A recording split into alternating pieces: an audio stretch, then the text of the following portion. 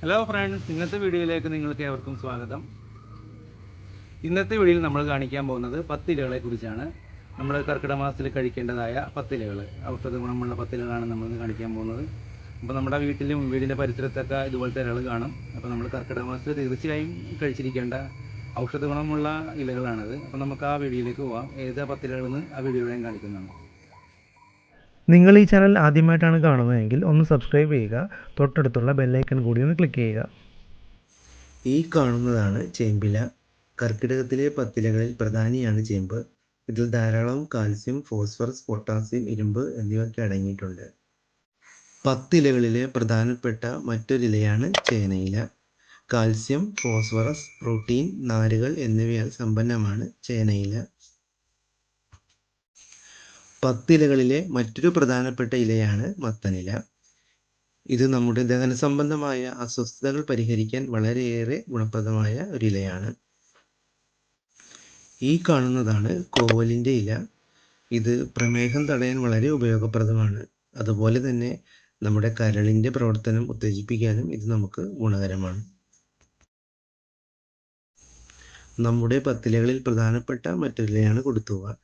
ഇതിനെ ചില സ്ഥലങ്ങളിൽ ചൊറിയണം എന്നും പറയാറുണ്ട്. ഇത് ധാരാളം പൊട്ടാസ്യം, ഇരുമ്പ്, കാൽസ്യം, മഗ്നീഷ്യം എല്ലാം അടങ്ങിയിട്ടുള്ള ഒരു പോഷകസമൃദ്ധമായ ഒരു ചെടിയാണ്. ഈ കാണുന്നതാണ് പയറില. ഇതിൽ ധാരാളം അന്നജം, നാരുകൾ, കൊഴുപ്പ്, വിറ്റാമിൻ എ, വിറ്റാമിൻ ബി എന്നിവയൊക്കെ അടങ്ങിയിട്ടുള്ള പോഷകസമൃദ്ധമായ ഇലയാണിത്. ഇതാണ് പാവലില. ഷുഗറുകാർക്ക് ഇത് ഉപയോഗിക്കാൻ നല്ലതാണ്. അതുപോലെ തന്നെ രക്തം ശുദ്ധീകരിക്കാനും വളരെയധികം നല്ലതാണ്. ഇതിൽ കാൽസ്യവും അടങ്ങിയിട്ടുണ്ട്. ഈ കാണുന്നതാണ് സുക്കൂർ ചീര. ചില സ്ഥലങ്ങളിൽ ഇതിനെ വേലിച്ചീര എന്നും പറയാറുണ്ട്. ഇതും നമ്മുടെ പത്തിലകളിൽ പ്രധാനപ്പെട്ട ഒരു ഇലയാണ്. ഇപ്പോൾ ചീര ഇത് തന്നെ വേണമെന്നില്ല, വേറെ ഏതെങ്കിലും ചീരകൾ നമുക്ക് ഉപയോഗിക്കാവുന്നതാണ്.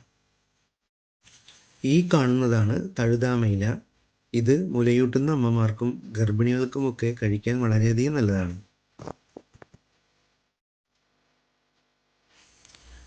അടുത്ത ഇലയാണ് കാന്താരിയുടെ ഇല. കാന്താരിയില കഴിക്കുന്നത് വളരെയധികം നല്ലതാണ്. അപ്പോൾ കാന്താരിയുടെ ഇലയും കൂടി നിങ്ങൾ പത്തിലക്കറിയിൽ ചേർത്ത് കഴിക്കുക.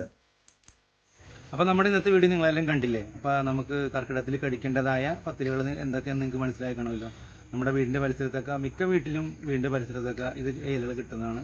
പിന്നെ ഓരോ സ്ഥലങ്ങളിലും ഓരോ ഇലക്ക് ഓരോ പേരായിരിക്കും. അപ്പോൾ നിങ്ങളുടെ നാട്ടിൽ എന്താണ് അതിൻ്റെ പേരെന്ന് വെച്ചാൽ ആ ഇലകൾ എടുത്ത് നമുക്ക് കറിയും തോരനൊക്കെ വെച്ച് കഴിക്കാവുന്നതാണ്. അപ്പോൾ എന്തായാലും നിങ്ങൾ കർക്കിടകത്തിൽ ഇത് തീർച്ചയായിട്ടും ട്രൈ ചെയ്യണം.